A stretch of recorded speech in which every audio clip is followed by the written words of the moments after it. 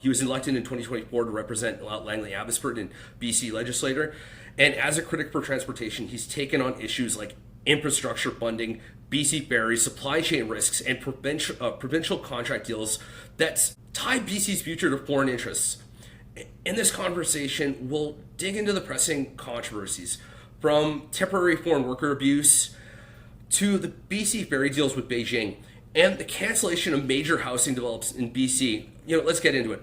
Harman, thanks for joining us. I want to start with something right off the top. I was looking at your X profile and it says, quote unquote, winning is not a sometime thing. It's an all the time thing. You don't do things right once in a while. You do them right all the time. Look, that's not just a slogan. That's a mindset. So let me ask you this. Why that quote? I come from a sports background, played football, highly competitive, and just had a great passion for the game and how it came about. And that quote's from Vince Lombardi, one of the great coaches in football.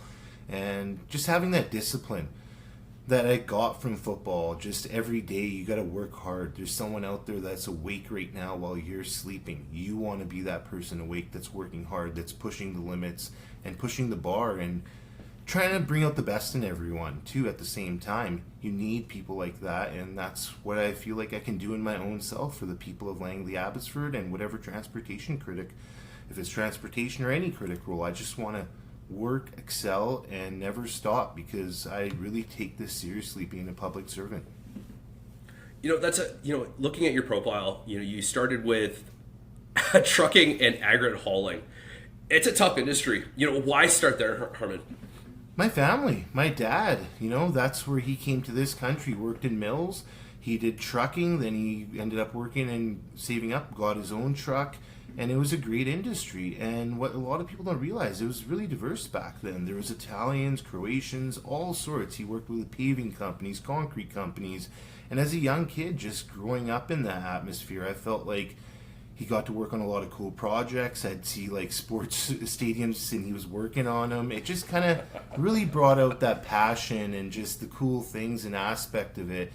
And that's how I kind of got rooted in getting into trucking and playing sports. I always felt like if I wasn't going to get somewhere with football, I would, get involved with the family business because I had a passion for it. So I was looking at your profile and it looks like you're a football coach as well. Yeah, I coached, and I haven't been able to do it ever since before COVID, and a lot of sports shut down, and just busy with life and having kids. But yeah, coaching football, it's a great way. I had coaches that coached me on their own time. They gave up their free time to come out and support me, and I always felt like it was my duty to pay that back to other kids in the next generation. And you see that a lot in the sports culture. It's something that doesn't get talked about. But in sports, you learn a lot of lifetime lessons, stuff that really sticks with you from certain coaches, certain camps, certain just things that you watch in general. I think the biggest thing I appreciate about sports, and I have a MMA background, like I've done fighting, and I think the biggest thing I learned is just confidence, and the thing about fighting, and I imagine you can understand this, is that when you learn more from losing. You learn more from losing. Did you feel like the same thing? Absolutely, 100%. And honestly, I'll go back to that 2022 by-election. I ran in for the Conservative Party when I first got involved, taking that loss, expecting it to be, everyone said you're only going to get 100 votes or maybe 2%. We ended up exceeding, but I still took that as a huge loss. I was like, I'm never going to let this happen again. So you work hard, you learn things, you figure out the systems. That's what's been taught to me through sports and through other ways, and that's what I kind of took to this. For a lot of people, they don't understand that your foray into politics was around 2021, 2022. How did you transition from aggregate truck driving, construction, and how did you get into the sphere? Because it's not a sphere you just jump into. What brought you this way? Well, there's a lot of different things. A friend of mine that I ran into just off social media, Aaron Gunn, and became having a good friendship with him. We talked about a lot of issues. I know you've talked to him, and we just talked. Yeah, he's a about great guy. Certain things that just weren't being talked about, and we felt there needs to be someone that talks about this. That was one avenue, and then just personal life. Like after my dad passed, when I had just gotten married, 5 months later he passes away.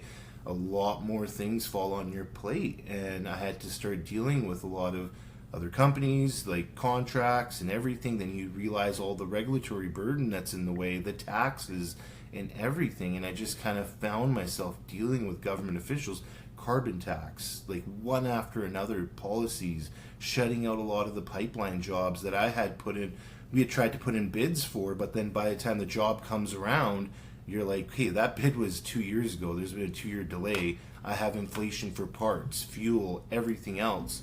And, it just created a havoc of just being able to run your business. And I just was vocal. I've always been vocal. I've always been like, hey, talking to other truckers, these policies don't help us. I understand a lot of us are in unions and other things, but I'm telling you, this is a road that it's going to lead to a disaster. We're shutting out the non-union sector with certain collective bargaining agreements and with, community benefits agreement that's going on.